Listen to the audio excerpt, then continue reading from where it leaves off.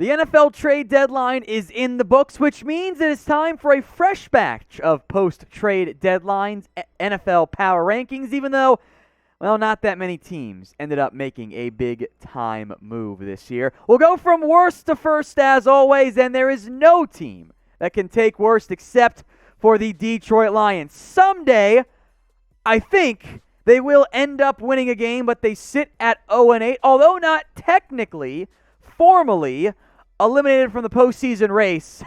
They're probably going to be the first team who gets bounced. So make your predictions for me in the comments section. How many games will the Lions win this year? You can type in 0 if you so choose, but make your predictions known. Speak your mind in the comments section. Next up, the Houston Texans. They check in at number 31. They are 1-7. They were not maybe the big-time sellers they could have been. It's okay. They're a bad football team anyway. The Miami Dolphins, who did not acquire Deshaun Watson from the aforementioned Texans, as I kind of thought they were never going to. They are 1-7. They are number 30. They could have sold a lot of key pieces. They did not. I'm not overly surprised by that. This regime, and with no first-round pick, they are better off winning as many games as possible right now.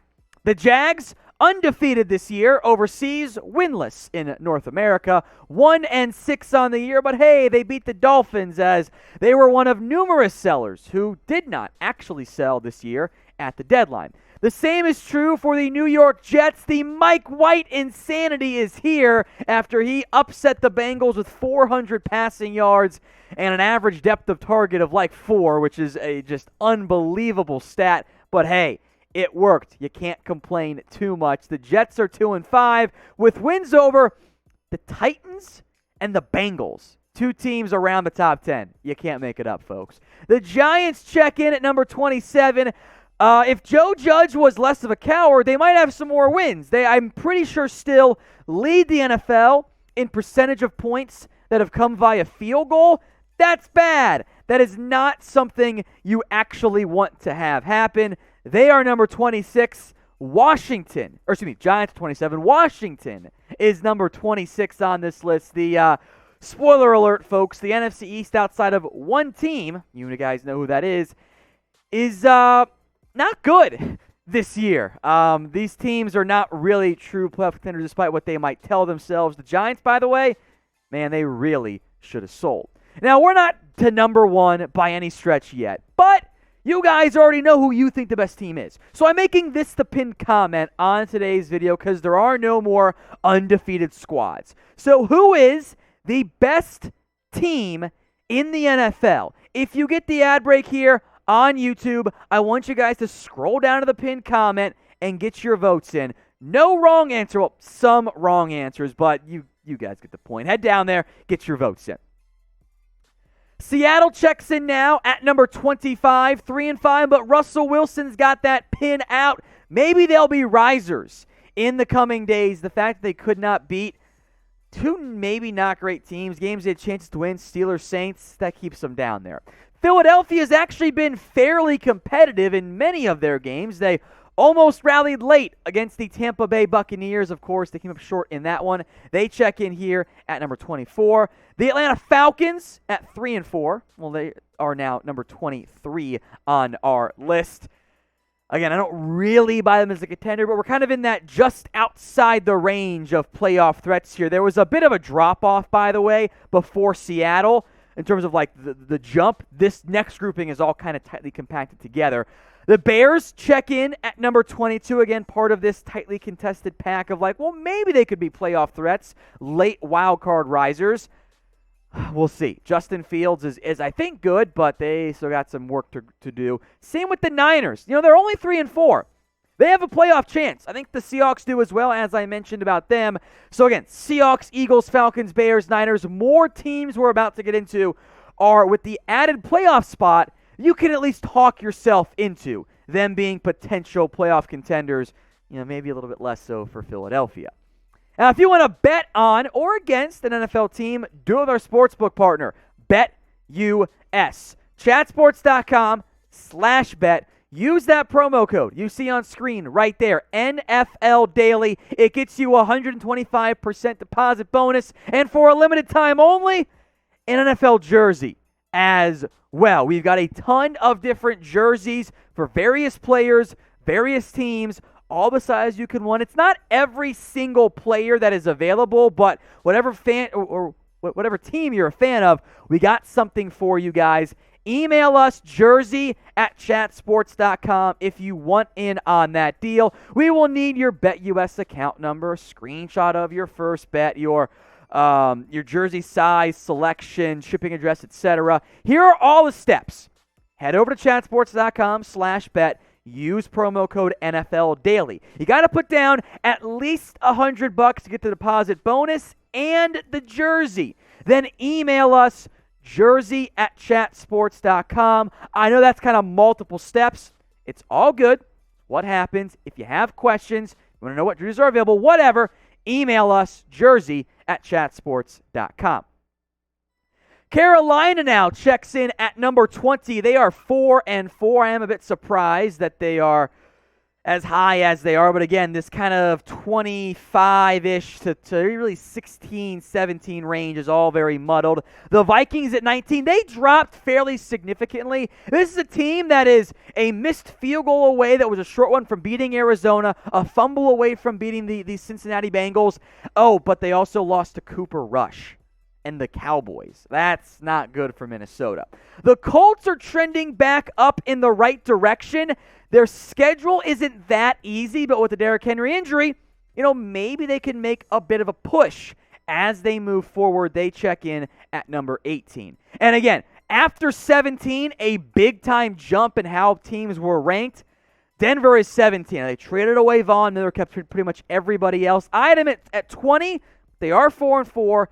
Technically alive in the playoff hunt, but I'm not buying Denver, and I don't think many others are. There's definitely a bit of a haves, have-nots here once we get inside the top 16, the top half, if you will. Now, trade deadline's over. We were all losers because it was boring, as it far too often is. Which team, though, was the biggest NFL trade deadline loser? I actually kind of like Denver for this, because why did you only trade away Von Miller? Trade away other players. That wasn't really a smart move. If you're going to sell, sell. Don't trade away your best defensive player and be like, oh, we're still going to compete. I thought that was pretty weird. Let me know what you guys have to say, though, in the comments section. The Patriots, big risers this week. They took down the Chargers after they almost beat the Bucs. They almost beat the Cowboys. That was their first really good quality win of the season, and that should be a big deal for the Patriots as they continue to move forward. A big-time win. They could be a wild card team, just like the Steelers. Now, look, they dealt away Melvin Ingram. That's okay. He didn't really want to be in Pittsburgh anymore. They check in at 15. The Cleveland Browns, meanwhile, check in at 14, and I don't really know what to make of this team. Odell Beckham apparently is rather unhappy. His dad's saying stuff. LeBron James is saying stuff. His body language doesn't look great on the sidelines. The OBJ era in Cleveland might be heading in the wrong direction, and that's not a good sign for the Browns, who have talent, but I worry about the locker room a little bit. Now, as we get further along in the season, playoff picture becomes a bit more impactful. But do you want us to keep doing these power rankings videos? Type in Y for yes, you do, or N for no, you do not. I want to hear what you guys have to say down there in the comments section. The Chiefs at number 13, as they have, that offense is just out of sync for whatever reason. It's not just too high, by the way. Mahomes has faced that before. It's just not working. It seems like everything that can go wrong has gone wrong this year in Kansas City.